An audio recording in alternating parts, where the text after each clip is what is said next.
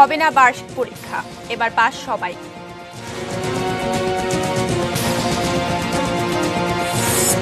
দেশে ঢোকা মাত্রই পিকে হালদারকে গ্রেফতারে হাইকোর্টের নির্দেশ।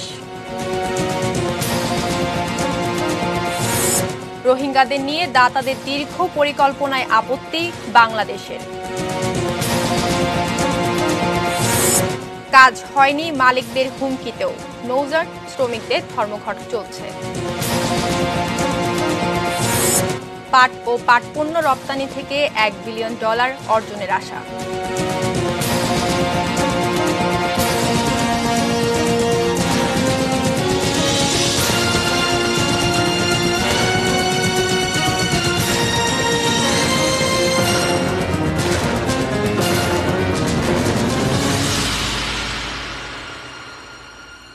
এটি নিউজ দেখছেন। ৬টা নিউজ আওয়ারের সঙ্গে আছি আমি মিহসাবিন মুনিয়া। শিরোনামগুলো শুনছিলেন। VSL Angle Channel HB VSL Bikrampur steel limited. এবারে বিস্তারিত। করোনা মহামারীর কারণে এবছর মাধ্যমিক স্তরে বার্ষিক পরীক্ষা অনুষ্ঠিত হবে না বলে জানিয়েছেন শিক্ষামন্ত্রী ডাক্তার দীপু মনি। আজ এক অনলাইন সংবাদ সম্মেলনে এ কথা জানান তিনি। শিক্ষা মন্ত্রণালয় থেকে জানানো হয়েছে সকল শিক্ষার্থী পরবর্তী ক্লাসে উন্নীত হবে।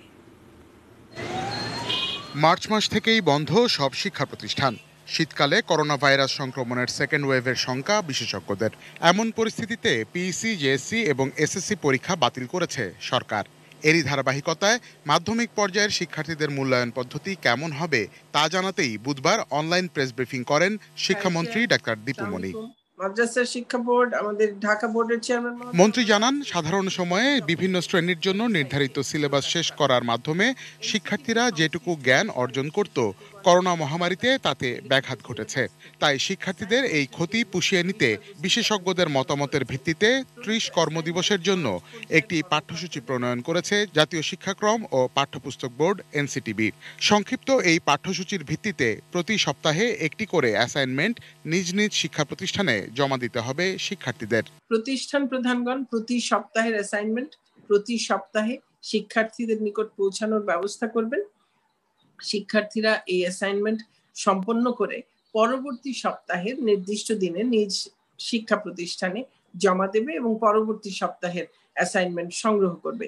যেখানে এরকম স্থানান্তরের ঘটনা ঘটেছে সেখানে তারা তাদের নিকটবর্তী যে কোনো মাধ্যমিক শিক্ষা প্রতিষ্ঠানে সেখানে প্রতিষ্ঠান প্রধানদের সঙ্গে যোগাযোগ করে তারা এই সিলেবাস এবং এই অ্যাসাইনমেন্ট সেগুলো সংগ্রহ করতে পারবেন এবং অ্যাসাইনমেন্ট সম্পন্ন করে সেই শিক্ষা প্রতিষ্ঠানে তারা দিতে পারবেন। তবে এই মূল্যায়ন প্রক্রিয়া পরবর্তী ক্লাসে উত্তীর্ণ হওয়ার ক্ষেত্রে কোনো প্রভাব ফেলবে না বলেও জানান শিক্ষামন্ত্রী। কোনো পরীক্ষা নয়, আমরা এই মূল্যায়নটা যে করছি এই মূল্যায়নটাও যেন কোনো ধরনের চাপ সৃষ্টি না করে। এই মূল্যায়নটি কিন্তু তার পরবর্তী ক্লাসে উত্তীর্ণ হওয়ার দিকে কোনো ধরনের প্রভাব ফেলছে না, কিন্তু এই মূল্যায়নটির মাধ্যমে আমরা পরবর্তী বর্ষে তাদেরকে কোন কোন জায়গায় কোথায় তাদের দুর্বলতা আছে সেগুলোকে আমরা কিভাবে পরবর্তী ক্লাসে আমরা অ্যাড্রেস করব, কি করে সেগুলোকে যেই দুর্বলতাগুলো আছে সেগুলো কাটিয়ে ওঠার জন্য সহযোগিতা করতে পারবো, সেই কাজের জন্য এই মূল্যায়নগুলো ব্যবহৃত হবে। তো আমি আপাতত মফিদুল তপু, এটিএন নিউজ, ঢাকা।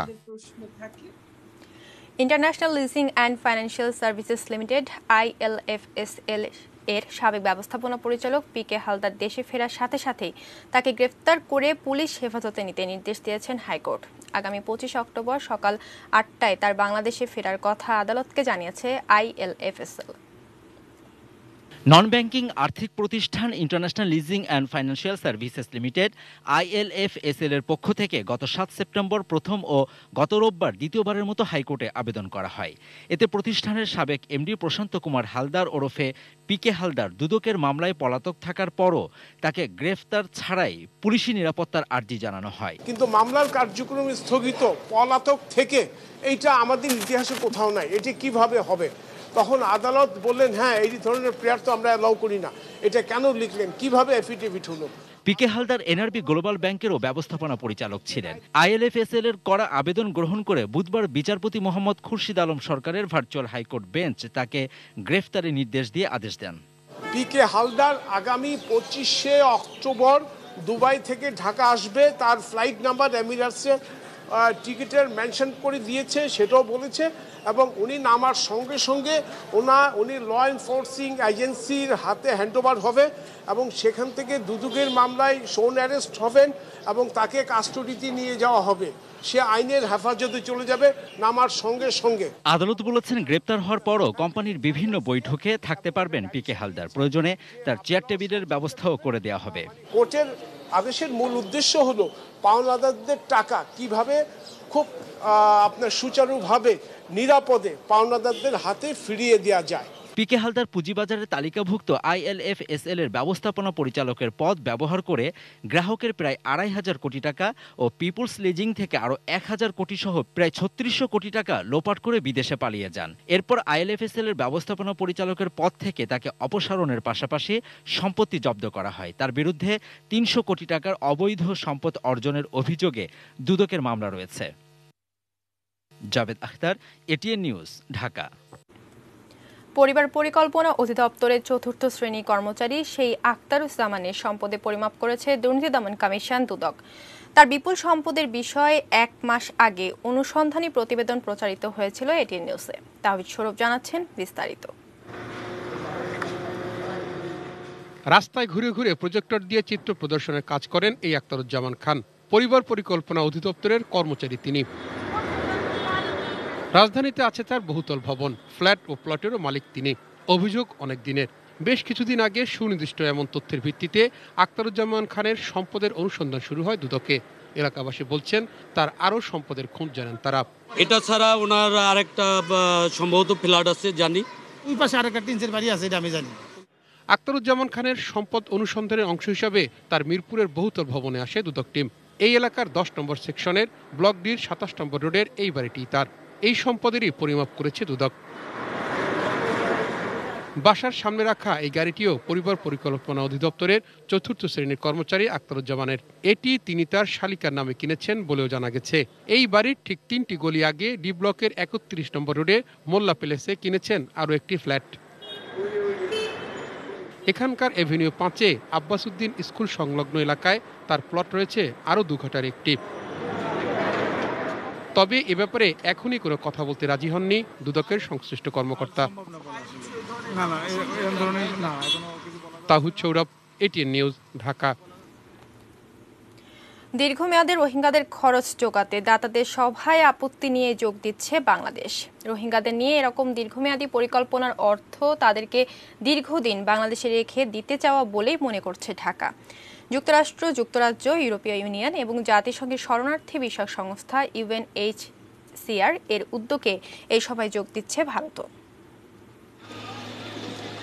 কক্সবাজারে আশ্রয় নেওয়া রোহিঙ্গাদের খরচ জোগাতে 2017 সাল থেকেই 1 বছর মেয়াদী জয়েন্ট রেসপন্স প্ল্যান আয়োজন করে আসছিল জাতিসংঘের শরণার্থী বিষয়ক সংস্থা UNHCR।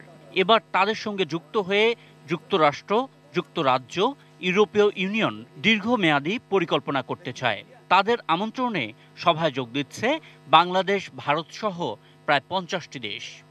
যে সেগমেন্টটা আছে সেটা পিওরলি আমরা যেটা জানতে পেরেছি, প্রায় 50টা দেশ সেখানে অংশগ্রহণ করার ইচ্ছা ব্যক্ত করেছে এবং that would be pledging segment বা হিউম্যানিটেরিয়ান এফোর্টের যে সেগমেন্ট। 22 অক্টোবর বাংলাদেশ সময় বুধবার শুরু হতে যাওয়া এই সভায় বাংলাদেশ টিমের নেতৃত্ব দেবেন পররাষ্ট্র প্রতিমন্ত্রী শাহরিয়ার আলম। কিন্তু সভার এজেন্ডাতেই আপত্তি বাংলাদেশের। ওনারা বলছেন যে আগামী 10 বছর হিউম্যানিটেরিয়ান অ্যাসিস্ট্যান্ট কিভাবে নিতে হয় এই নিয়ে আলাপ করবে। We are not interest in it. আমরা তো আগামীকালকে বিদায় করলে বিদায় করতে আমরা এই বিরাট যত নেইতে আমাদের এই জন্য মেইন ফোকাস হবে রিপাট্রিয়েট দেম। আমরা চাই তারা তাদের দেশে গিয়ে শান্তিতে থাকবে, ওখানে জীবনমান উন্নত করে, ওখানে গিয়ে তাদের জীবনমান উন্নত, আমাদের দেশে না। বাংলাদেশের আপত্তির জায়গা মেনে নিয়ে যুক্তরাষ্ট্র সহ দাতা দেশগুলো বলছে ফান্ড জোগাড় এবং মিয়ানমারের উপর চাপ তৈরি, দুরকম চিন্তাই করছে তারা। সম্প্রতি ঢাকা সফরেই এই ব্যাখ্যা দিয়ে গেছেন মার্কিন উপপররাষ্ট্রমন্ত্রী Stephen Biegun. We very much agree with the government of Bangladesh that a solution needs to be found to restore the rights and right of return of the people. এরকম পরিস্থিতিতে এই সভা থেকে রোহিঙ্গাদের খরচ জোগাড়ের পাশাপাশি মিয়ানমারের ওপর চাপ তৈরিতে শক্তিধর দেশগুলো সমন্বিত কোনো পদক্ষেপ নেবে এমনটাই প্রত্যাশা করছে বাংলাদেশ। বাংলাদেশ চাইবে যে এইটা শুধু একটা হিউম্যানিটেরিয়ান এফোর্টের জন্য এই মিটিংটা যেন না হয়, এটা যেন একটা সমাধানের একটা বিষয় যেন এখানে থাকে। অর্থাৎ আশিকুর রহমান অপু, এটি নিউজ, ঢাকা। মালিকদের হুমকিতেও পরিবর্তন হয়নি। দেশের সব বন্দরে দ্বিতীয় দিনের মতো ধর্মঘট পালন করছেন পণ্যবাহী নৌযান শ্রমিকরা। প্রতিনিধিদের সহায়তায় আরও জানাচ্ছেন একে আজাদ। শ্রমিক ধর্মঘটে বদলে গেছে চট্টগ্রাম বন্দরে ব্যস্ততার চিরচেনা রূপ। ভোগ্যপণ্য, নির্মাণ সামগ্রী সহ বিভিন্ন পণ্য নিয়ে বহির্নোঙরে খালাসের অপেক্ষায় 40টি বড় কার্গো জাহাজ। ধর্মঘটের কারণে এসব জাহাজ থেকে পণ্য খালাস এবং পরিবহন দুটোই বন্ধ। কাজ না থাকায় কর্ণফুলী নদীতেই অসংখ্য লাইটারেজ, অয়েল ট্যাঙ্কার ও বাল্কহেড অলস পড়ে আছে। ব্যাহত হচ্ছে বিভিন্ন শিল্প কারখানায় কাঁচামাল পরিবহনের কাজ। আমাদের প্রধান দাবি হচ্ছে আমাদের খাওয়ার যে খরচটা এইটা মালিক পক্ষ বহন করবে, অন্যান্য ভাতা সুবিধা দিবে। নৌপথে চাঁদাবাজি, ছিনতাই, চুরি ডাকাতি বন্ধ করতে হবে। মঙ্গলবারই নৌযান মালিকরা হুঁশিয়ারি দেন, কর্মবিরতির নামে পণ্য পরিবহন বন্ধ রাখলে বেতন ভাতাও বন্ধ রাখবেন। প্রয়োজনে পাল্টা ধর্মঘটের হুমকি দেন তারা। তাদের অযৌক্তিক দাবি আমরা মানতে পারবো না। যদি সরকার আমাদের উপরে দাবি চাপায় দেয় তাহলে তারা কি ধর্মঘট করবে? আমরা ধর্মঘট করবো। বেতন খোরাকির ব্যবস্থা যদি না করে তাহলে তিনারা জাহাজটা মালিকদেরকে বুঝে নিতে বলছে, আমরা জাহাজটা নদীতে রেখে দিয়ে আমার শ্রমিকেরা নেমে চলে আসবে। এরপরও মংলা, নারায়ণগঞ্জ, আশুগঞ্জ সহ অন্যান্য বন্দরে ধর্মঘট অব্যাহত রেখেছেন শ্রমিকরা। বরিশালের কেটিসি ঘাটে ট্রাক, তেলের ট্যাঙ্কার ও লরি পণ্য খালাসের অপেক্ষায় রয়েছে। নষ্ট হওয়ার পথে বিপুল পরিমাণ কাঁচামাল। চিটাং থেকে আনলোড করে আমার খেয়াল ছিল যে ভোলা যাবো, ভোলার থেকে চিটাং চলে যাবো, কিন্তু এখন চিটাংও হচ্ছে না, ভোলাও হচ্ছে না।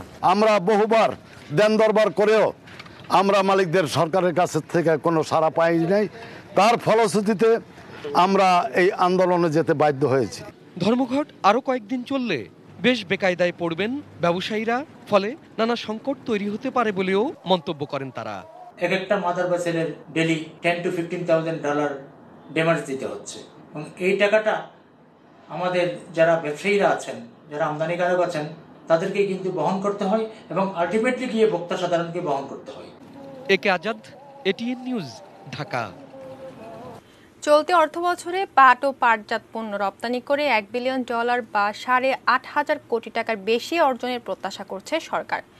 বস্ত্র ও পাট মন্ত্রণালয় জানিয়েছে, অর্থবছরের প্রথম 3 মাসে রপ্তানির পরিমাণ $307 মিলিয়ন ছাড়িয়েছে, যা গত বছরের চেয়ে প্রায় 40% বেশি। আরিফ জামালের রিপোর্ট।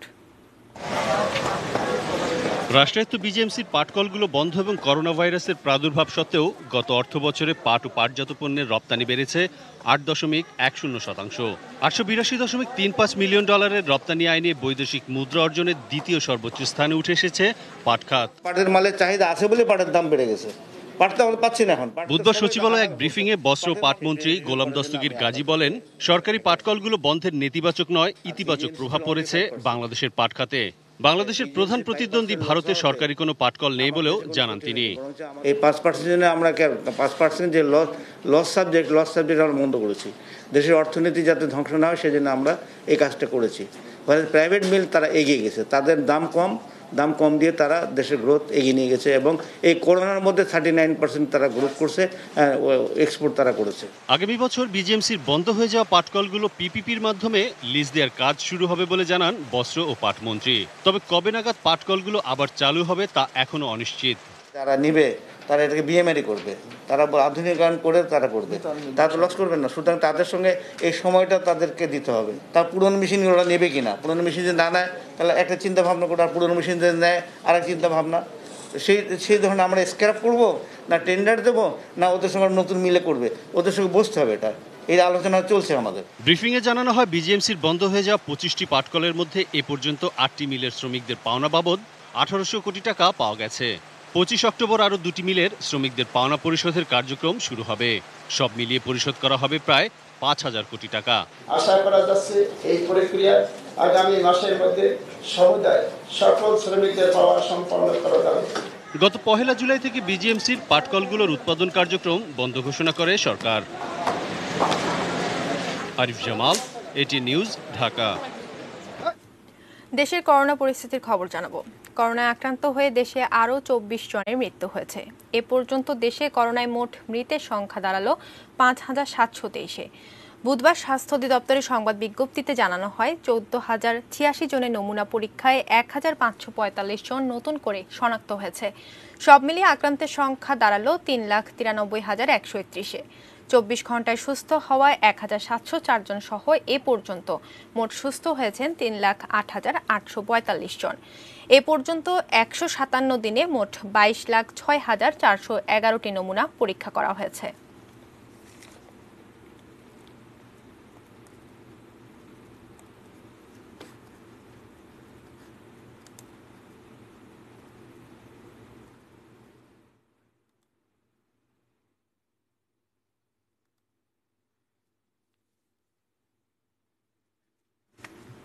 অন্য প্রসঙ্গ, অবশেষে রাস্তার উপরে তারের জাল থেকে মুক্তি মিলছে ঢাকা দক্ষিণের নাগরিকদেরও। ব্রডব্যান্ড ইন্টারনেট ও ডিশ সংযোগকারীরা একসঙ্গে মাটির নিচ দিয়ে তারের সংযোগ নেয়ার কাজ শুরু করেছেন। সময় লাগলেও তারের জাল সরানোর কাজ অব্যাহত থাকবে বলে জানিয়েছেন ব্রডব্যান্ড ইন্টারনেট ও কেবল টিভি অপারেটর নেতারা। এরকম তারের জাল জড়িয়ে আছে ঢাকা সহ সারা দেশেই। দুই মেয়রই আগ্রহ দেখান তারের জঞ্জাল থেকে ঢাকাবাসীকে মুক্ত করার। দক্ষিণের মেয়র অক্টোবরের শুরুতে তার অপসারণের কাজ শুরু করেন, যদিও ব্রডব্যান্ড ও কেবল অপারেটররা মাটির নিচে সংযোগের কাজ আগে শুরু করার দাবি জানান। মানুষ যাতে সেবা বঞ্চিত না হয় সে কথা মাথায় রেখেই সিটি কর্পোরেশন এবং কোয়াব আইএসপিএবি নেতারা সিদ্ধান্ত নেন মাটির নিচ দিয়ে তারের সংযোগ নেয়ার। এরই ধারাবাহিকতায় বুধবার ঢাকা দক্ষিণ সিটি কর্পোরেশনের অন্তর্ভুক্ত জিগাতলার মোড় থেকে ভূগর্ভস্থ লাইন নেওয়ার কাজ শুরু হয়। এ সময় ব্রডব্যান্ড ইন্টারনেট সেবাদানকারী সংগঠন আইএসপিএবির সভাপতি জানান, জনসাধারণকে নিরবচ্ছিন্ন ইন্টারনেট সেবা দিতে আধুনিকায়নের কাজ অব্যাহত থাকবে, তবে এজন্য প্রয়োজন সমন্বিত উদ্যোগ। মাল্টিপল আইএসপি যেন সেই কেবলটা ইউজ করতে পারে, ইনভেস্টমেন্টও কমে আসবে, আপ টাইম গ্যারান্টিটাও আমরা ইনশিওর করতে পারবো, সার্ভিসটাও ইনশিওর করা যাবে। কেবল টিভি অপারেটরদের সংগঠন কোয়াবের সভাপতি আশ্বাস দেন, যত দ্রুত সম্ভব তারের জঞ্জাল সরাবেন তারা, তবে সিটি কর্পোরেশন সহ সংশ্লিষ্ট প্রতিষ্ঠানগুলোর সহযোগিতা প্রয়োজন। করব যে যারা আমাদের সদস্য আছে, কেবল টিভি নেটওয়ার্কের যারা মেম্বার আছে, যে এলাকাতে বিজনেস করছে, আমরা সবাইকে সাথে নিয়ে যেন সুন্দর একটি ঢাকা করতে পারি সেই লক্ষ্যে কাজ করব। যেখানে একেবারেই সম্ভব না, যেখানে উপরে থাকতে হবে, সেটাও আমরা একটা সুন্দর ডিজাইনের মাধ্যমে যেন আমরা কাজটা করতে পারি। Nazia Afrin, ATN news, Dhaka. শারদীয় দুর্গোৎসবের খবর। ধূপ, ধুনা, পঞ্চপ্রদীপ আর ঢাকের বাদ্যের তালে আজ অধিষ্ঠিত হবেন দেবী দুর্গা। বোধনের ঘট স্থাপনের মধ্য দিয়ে শুরু হচ্ছে দুর্গাপূজার মূল আনুষ্ঠানিকতা। বিস্তারিত জানাতে ঢাকেশ্বরী মন্দির থেকে সরাসরি যোগ দিচ্ছেন সহকর্মী আরাফাত সিদ্দিকী। আরাফাত, আপনি তো ঢাকেশ্বরী মন্দিরে আছেন, দেবী দুর্গাকে কি অধিষ্ঠিত করা হয়েছে কিনা জানাবেন।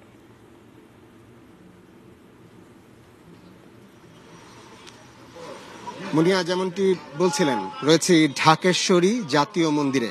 এখানে এরই মধ্যে দুর্গা দেবীর যে বোধন পূজা সেটি শুরু হয়েছে। এই পূজার মধ্য দিয়েই কিন্তু দেবীকে এই মর্তলোকে অর্থাৎ তার পিত্রালয়ে তাকে আহ্বান জানানো হচ্ছে।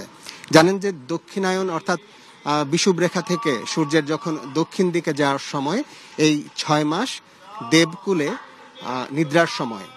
আমাদের সাধারণ মানুষের যে 6 মাস দেবকুলের তার একদিন। তো এই নিদ্রার সময়টায় আসলে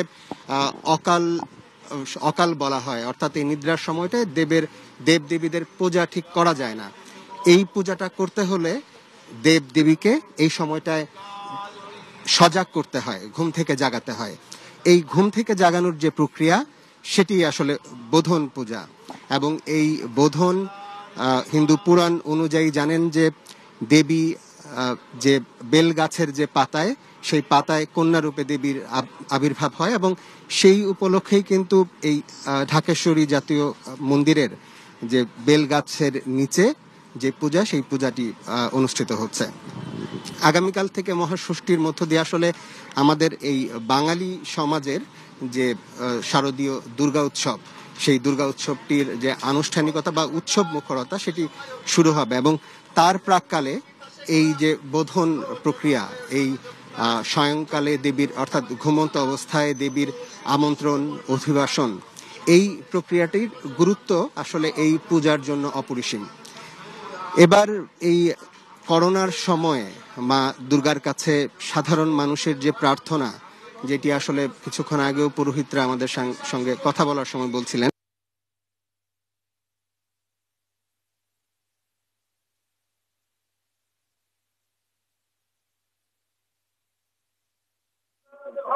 ভক্তদের যদি রাবণের রূপে চিন্তা করেন তাহলে সেখানে মা দেবী দুর্গা যে রুখে দাঁড়ানোর যে প্রক্রিয়া সেটিকে তারা এই দুর্গা পূজার মধ্যে দিয়ে আসলে ধর্ষপ্রতি রাবণদের পথের সংকল্প করছে।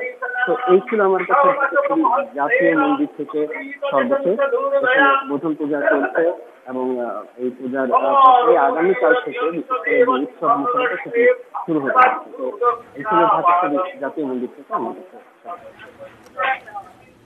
ধন্যবাদ আরাফাত আপনাকে। দর্শক সহকর্মী আরাফাত যেমনটি জানাচ্ছিলেন যে দেবী দুর্গাকে অধিষ্ঠিত করার মধ্য দিয়ে শারদীয় দুর্গোৎসবের আয়োজন শুরু হলো। ৬টা নিউজ আওয়ারের সময় হলে ২২টি বিরতি নেওয়ার বিরতির পর্যা থাকছে।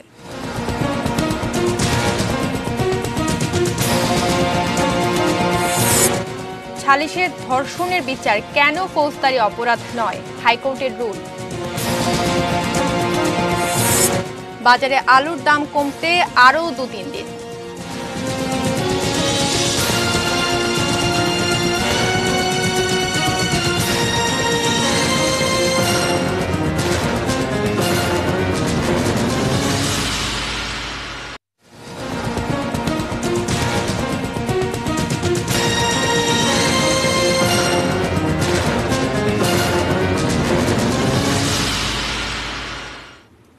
আবারও আমন্ত্রণ জানাচ্ছি ৬টা নিউজ আওয়ারে। ধন্যবাদ সঙ্গে থাকার জন্য। যাচ্ছি অন্যান্য খবরে।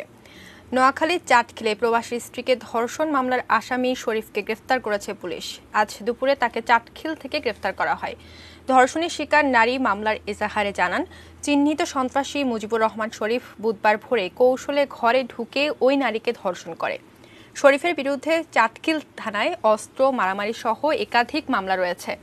এদিকে সুনামগঞ্জের দোয়ারা বাজারের খাইরগাঁও গ্রামে কিশোরীকে গণধর্ষণের মামলায় বিল্লাল হোসেন নামে একজনকে গ্রেফতার করেছে পুলিশ। এর আগে ৫ জনকে আসামি করে থানায় মামলা দায়ের করেন নির্যাতিতা কিশোরীর মা। ১৩ অক্টোবর রাতে প্রকৃতির ডাকে ঘর থেকে বের হলে একই গ্রামের ৫ বখাটে পাশের ধান খেতে নিয়ে ওই কিশোরীকে ধর্ষণ করে। ধর্ষণের অপরাধে গ্রাম্য সালিশ কেন ফৌজদারি অপরাধ হিসেবে গণ্য হবে না তা জানতে চেয়ে রুল দিয়েছেন হাইকোর্ট।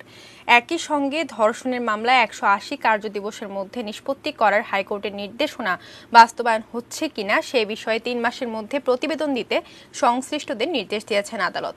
বিচারপতি মোহাম্মদ মুজিবুর রহমান মিয়া ও বিচারপতি মহিউদ্দিন শামীমের হাইকোর্ট বেঞ্চ বিকেলে এ আদেশ দেন।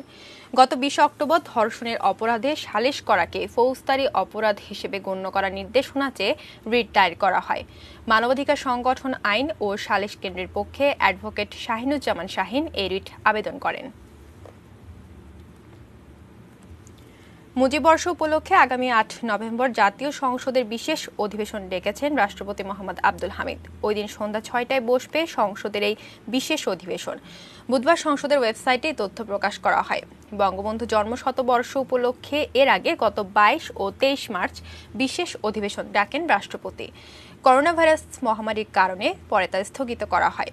জাতীয় সংসদের জনসংযোগ বিভাগের কর্মকর্তারা জানান, মুজিব বর্ষের এই বিশেষ অধিবেশন উপলক্ষে আলোকচিত্র প্রদর্শনী, অডিও ভিডিও কর্নার স্থাপন সহ নানা কর্মসূচি হাতে নেওয়া হয়েছে। এছাড়া ৪ নভেম্বর সংবিধান দিবস উদযাপন এবং সংসদে বঙ্গবন্ধু শিরোনামে একটি গ্রন্থ প্রকাশিত হবে। গঠনতন্ত্র বিরোধী কর্মকাণ্ডের জন্য গণফোরাম সভাপতি ডক্টর কামাল হোসেনকে শোকজ করা হবে। শোকজের জবাব সন্তোষজনক না হলে চূড়ান্ত বহিষ্কার করা হতে পারে, এমনটাই জানিয়েছেন গণফোরাম ভেঙে গঠিত বিদ্রোহী অংশ নির্বাহী সভাপতি ও মুখপাত্র সুব্রত চৌধুরী। বুধবার জাতীয় প্রেস ক্লাবে গণফোরাম আয়োজিত এক সংবাদ সম্মেলনে সাংবাদিকদের প্রশ্নের জবাবে কথা বলেন তিনি। আরও বলেন, গঠনতন্ত্র বিরোধী যত কর্মকাণ্ড হয়েছে তা ডক্টর কামাল হোসেনের সম্মতিক্রমেই হয়েছে। দলের কেউই গঠনতন্ত্র বিরোধী কর্মকাণ্ড করে পার পেতে পারে না। কেন্দ্রীয় কমিটির 2/3 সদস্যের সম্মতিক্রমে শোকজের পর বহিষ্কার করা যায়। এক্ষেত্রে ডক্টর রেজা কিবরিয়াকে নিয়ে গণতন্ত্রহীন এবং স্বেচ্ছাচারিতামূলক কর্মকাণ্ড চালিয়ে গেলে ডক্টর কামাল হোসেনের বিষয়ে সিদ্ধান্ত 26 ডিসেম্বরের সম্মেলনের আগেও হতে পারে বলে এ সময় জানানো হয়। সরকার নতুন করে আলুর দাম নির্ধারণ করে দিলেও বাজারে এখনও তার প্রভাব দেখা যায়নি। খুচরা পর্যায়ে আলু বিক্রি হচ্ছে আগের বাড়তি দামেই। বিক্রেতারা বলছেন তাদের কাছে আগের দামে কেনা আলু শেষ না হওয়া পর্যন্ত হ্রাসকৃত নতুন দামে বিক্রি সম্ভব নয়। এ নিয়ে ক্ষুব্ধ খুচরা পর্যায়ে ক্রেতা বিক্রেতা উভয়ই। আলুর অস্বাভাবিক দাম বৃদ্ধির পর সরকার 2 দফা দাম বেঁধে দেয়। সর্বশেষ গত মঙ্গলবার সংশ্লিষ্ট সব পক্ষের সঙ্গে বৈঠকে প্রতি কেজি আলুর পাইকারি 30 এবং ভোক্তা পর্যায়ে 35 টাকা নির্ধারণ করা হয়। হিমাগার থেকে কেনার ক্ষেত্রে এ দাম প্রতি কেজি 27 টাকা। তবে বাজারে এখনও এর প্রভাব দেখা যায়নি। মঙ্গলবার রাজধানীর বিভিন্ন খুচরা বাজারে আকার ও মানভেদে প্রতি কেজি আলু 45 থেকে 55 টাকা বিক্রি হয়েছে। এ নিয়ে ক্ষুব্ধ সাধারণ ক্রেতারা। ওই যে আলু 45 বলছে না, আমি যদি 40 টাকা সারাদিনও বলি আমাকে 40 টাকা সে দিবে না। জিজ্ঞেস করলে বলতেছে যে ভাই 10-5 টাকা কমাইছে, এই তো বেশি। যদি সরকার নিজস্ব প্রতিনিধি দিয়ে বাজারটা মনিটরিং করাতো সেক্ষেত্রে হয়তো ভয়ে হলেও কিছুটা সময় বাজারটা নিয়ন্ত্রণে থাকতো, কিন্তু সেটা তো কখনো করে না। আড়তদাররা বলছেন বাজারে আলুর দাম কমাতে আরও 2-3 দিন সময় লাগবে। পাইকারি ব্যবসায়ীদের দাবি, আগে বাড়তি দামে কেনা থাকায় এখনই সরকার নির্ধারিত কম দামে আলু বিক্রি করা সম্ভব হচ্ছে না। ডায়মন্ড আলু আপনি বিক্রি করা হচ্ছে খুরসায় আপনার হলো 45 টাকায়, আর হলো ডায়মন্ড আর এর ভিতরে বগুড়ার যে লাল আলুগুলো আছে ওগুলো আপনার 50 টাকায় খুরসায় বিক্রি করা হচ্ছে। পাইকারি তো কমায় না, সরকারি তো রেট দিচ্ছে 30-35, কিন্তু পাইকারি যারা বেচে এরা তো এই দামে বেচে না, তাহলে আমরা কেমনে বেচবো? পাইকারি স্লিপটাও দেয় না, আমরা একজন আসলে আমরা দেখাই, আমি স্লিপটাও দেয় না। এদিকে আলুর দাম স্থিতিশীল রাখতে বাজার মনিটরিং ব্যবস্থা জোরদার করার আশ্বাস দিয়েছেন কৃষিমন্ত্রী। আমরা আপ্রাণ চেষ্টা করবো এটা বাস্তবায়নের জন্য।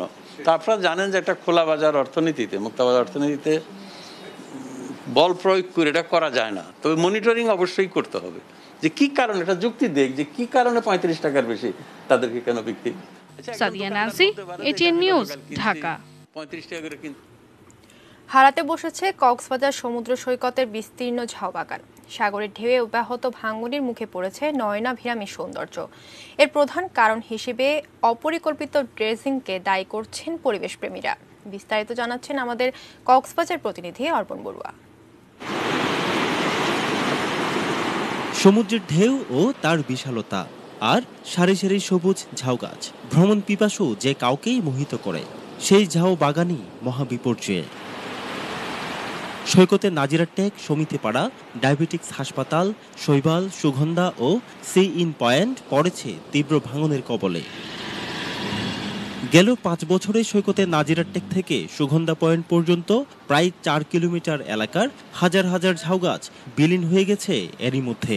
বীজটা অনেক বড় ছিল, এখন সমুদ্রের ঢেউয়ে দিন দিন আমাদের কক্সবাজার ঝাউবনটা ভেঙে যাচ্ছে। কবিতা সত্তর থেকে সুগন্ধা পয়েন্ট থেকে লাবণী পয়েন্ট থেকে কিন্তু দিন দিন ওই দিক থেকে পানিগুলো এদিকে তলিয়ে চলে আসতেছে। ওই ক্ষেত্রে আমাদের কিন্তু সরকারিভাবে ভালো একটা পদক্ষেপ নেওয়া দরকার। এই বিপর্যয়ের কারণ হিসেবে সমুদ্র উপকূলে অপরিকল্পিত ড্রেজিংকে দায়ী করছেন পরিবেশবাদীরা। সৈকতের রক্ষা কবচ এই বনায়ন ধ্বংস হয়ে গেলে স্থানীয় বাসিন্দাদের জন্য তা চরম হুমকি তৈরি করবে বলে আশঙ্কা তাদের। এই গাছকে অবলম্বন করে ওখানকার যে মেরিন ইকোসিস্টেমের যে একটা সংস্পর্শ এবং যে এই ইকোফনা এবং ফ্লোরাগুলো আছে তাদেরও কিন্তু একটা পরিবর্তন হবে, যেটা আমাদের সামুদ্রিক যে পরিবেশ, সামুদ্রিক বাস্তুসংস্থানের মধ্যে বিরূপ প্রভাব সৃষ্টি করবে। ঝাউবাগানের অনেকটাই পানিতে তলিয়ে গেছে। পানি সম্পদ মন্ত্রণালয়ের উদ্যোগে কিছু জিও ফেলে ভাঙন রোধের চেষ্টা চলছে। ভাঙন রোধের জন্য আমাদের যা যা পদক্ষেপ গ্রহণ করা দরকার সেটা আমরা এখন আসছি। এরপরে নিশ্চয়ই ঝাউ বাগান আবার তৈরি করা যাবে যেগুলো হয়তো বিনষ্ট হয়েছে। তো এই মুহূর্তে আমাদের প্রোটেকশনটাই জরুরি এবং সেটা নিয়েই কিন্তু অলরেডি কাজ শুরু হয়ে গেছে। অর্পণ Barua, ATN news, Cox's Bazar. Social ইসলামী ব্যাংক লিমিটেড বাণিজ্য সংবাদ।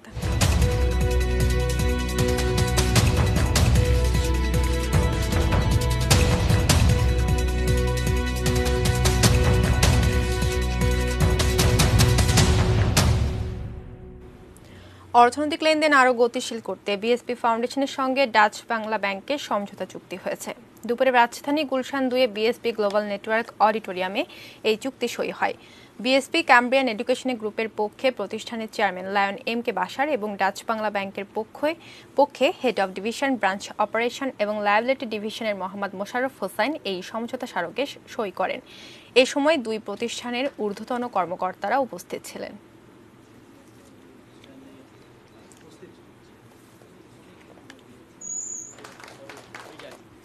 মেটাল প্রেজেন্টস কৃষি সংবাদ সুজলা সুফলা।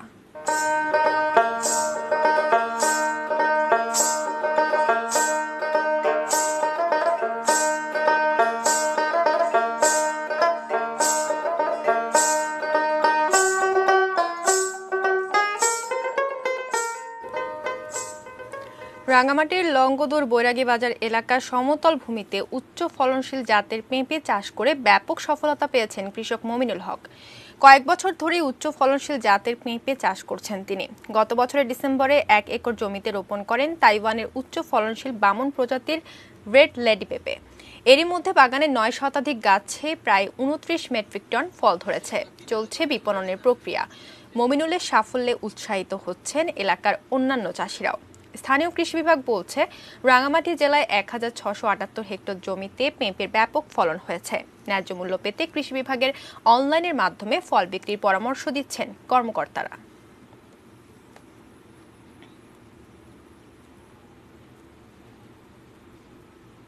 বাগান সাজাইতেছি, মোটামুটি গাছও ভালো আছে, ফলনের দিকে তো মোটামুটি এগুলো ভালো। প্রায় 3,60,000 টাকার মতন আমার কাছে। তো যদি আল্লাহ পাক উপরে আল্লাহ সহি সালামত রাখে তো 5-7 লাখ টাকা বেচা কোনো ব্যাপারই না। বাজারজাতের অবস্থা তেমন ভালো না, কারণ যোগাযোগের কারণে আমাদের বাজার যে মূল্য সেটা আমরা পাচ্ছি না। আবারও নিচ্ছে বাদিষ্টি বিরতির পর যা থাকছে।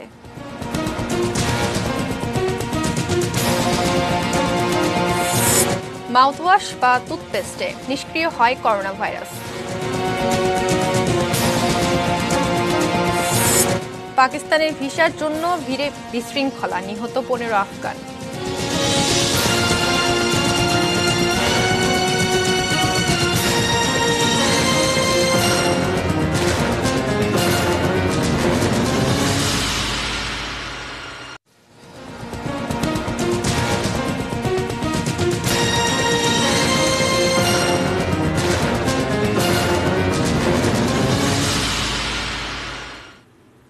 আবারও আমন্ত্রণ জানাচ্ছি 6টা নিউজ আওয়ারে। ধন্যবাদ সঙ্গে থাকার জন্য। বস্তুনিষ্ঠ সংবাদ পরিবেশনের জন্য সাংবাদিকদের প্রতি আহ্বান জানিয়েছেন আন্তঃবাহিনী জনসংযোগ পরিদপ্তর ISPR এর কর্মকর্তারা। যশোরে আজ স্থানীয় সাংবাদিকদের সঙ্গে মতবিনিময় সভায় ISPR কর্মকর্তারা এই আহ্বান জানান। ISPR এর পরিচালক লেফটেন্যান্ট কর্নেল আব্দুল্লাহ ইবনে জাহিদ ওই সভায় জানান, সাংবাদিকদের সঙ্গে ISPR এর যোগাযোগ আরও সহজ করার জন্য দক্ষিণ পশ্চিমাঞ্চলের জন্য একটি উত্তরাঞ্চলের জন্য আরেকটি আঞ্চলিক কার্যালয় স্থাপন করা হবে। সভায় আরও উপস্থিত ছিলেন ISPR এর সহকারী পরিচালক রেজাউল করিম এবং গবেষণা কর্মকর্তা শাহাদাত হোসেন।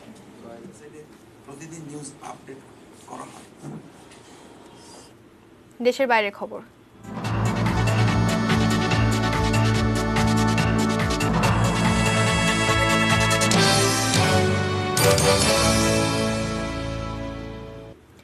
মাউথওয়াশ, টুথপেস্ট কিংবা ওরাল অ্যান্টিসেপটিক দিয়ে করোনা ভাইরাস নিষ্ক্রিয় করে দেওয়া সম্ভব। যুক্তরাষ্ট্রের পেন স্টেট কলেজ অব মেডিসিনের গবেষণায় এই তথ্য উঠে এসেছে। এতে বলা হয়, এসব পণ্য ব্যবহার করোনায় আক্রান্তদের মুখ গহ্বরের ভাইরাস কমাতে কার্যকর হতে পারে। এতে কমতে পারে করোনার বিস্তার। এই গবেষণায় গবেষকরা সাধারণ টুথপেস্ট ও মাউথওয়াশের পাশাপাশি দাঁত পরিষ্কার করে এরকম অনেক পণ্যই পরীক্ষা করে দেখেছেন। তারা দেখতে পান মাউথওয়াশ মাত্র 30 সেকেন্ডের মধ্যে 99.99% করোনা ভাইরাস নিষ্ক্রিয় করে দিতে সক্ষম। অ্যান্টিসেপটিক সংবলিত টুথপেস্টও মাত্র 30 সেকেন্ড থেকে 2 মিনিটের মধ্যে 99% করোনা ভাইরাসকে মেরে ফেলতে পারে।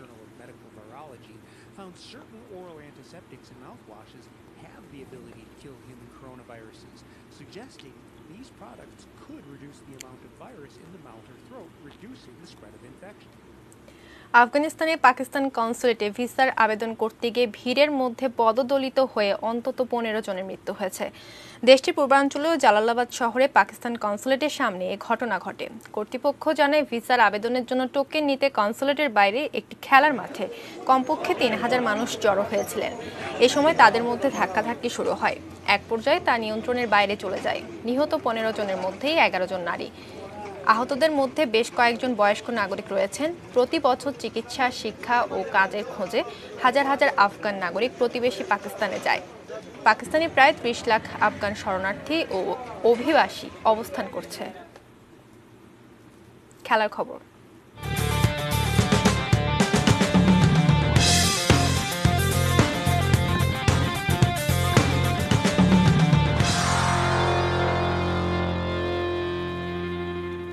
নারী ক্রিকেটারদের আইপিএল খ্যাত উইমেন্স টি20 চ্যালেঞ্জ টুর্নামেন্ট খেলতে সংযুক্ত আরব আমিরাতের উদ্দেশ্যে ঢাকা ছেড়েছেন বাংলাদেশের সালমা খাতুন ও জাহানারা আলম। উইমেন্স টি20 চ্যালেঞ্জে প্রথমবারের মতো ডাক পেয়েছেন সালমা খাতুন। তিনি খেলবেন ট্রেল ব্লেজার্সের হয়ে। আর গত আসরের মতো এবারও ভেলোসিটির হয়ে খেলবেন পেসার জাহানারা আলম। আগামী 4 নভেম্বর দুবাইয়ে শুরু হচ্ছে এই টুর্নামেন্ট। ফাইনাল হবে 9 নভেম্বর। উদ্বোধনী ম্যাচে মুখোমুখি হবে সুপারনোভা ও ভেলোসিটি। টুর্নামেন্টে Bharat, Sri Lanka, England, West Indies ও নিউজিল্যান্ড সহ মোট 7 দেশের তারকা ক্রিকেটাররা খেলবেন। মাঠে ভালো করতে সবার দোয়া চেয়েছেন জাহানারা।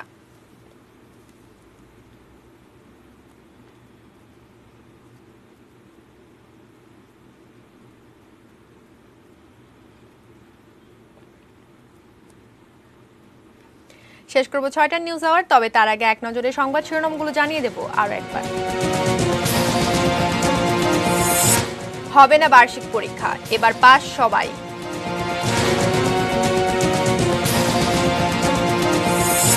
দেশে ঢোকা মাত্রই পিকে হালদারকে গ্রেফতারে হাইকোর্টের নির্দেশ।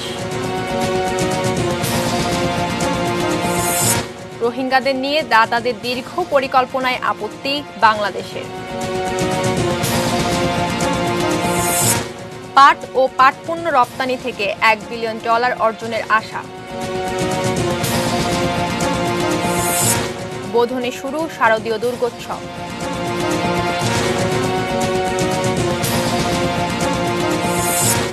সালিশে ধর্ষণের বিচার কেন ফৌজদারি অপরাধ নয়, হাইকোর্টের রুল। বাজারে আলুর দাম কমতে আরও 2-3 দিন।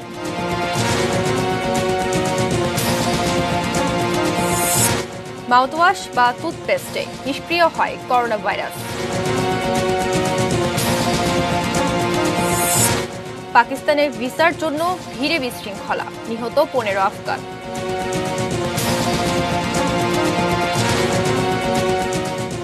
এই ছিল 6টার নিউজ আওয়ার। সঙ্গেই থাকুন, দেখতে থাকুন এটিএন নিউজ। এটিএন নিউজের ব্রেকিং নিউজ মোবাইলে পেতে টাইপ করুন ST Airtel start space N এবং পাঠিয়ে দিন 5959 এই নম্বরে। ধন্যবাদ সবাইকে।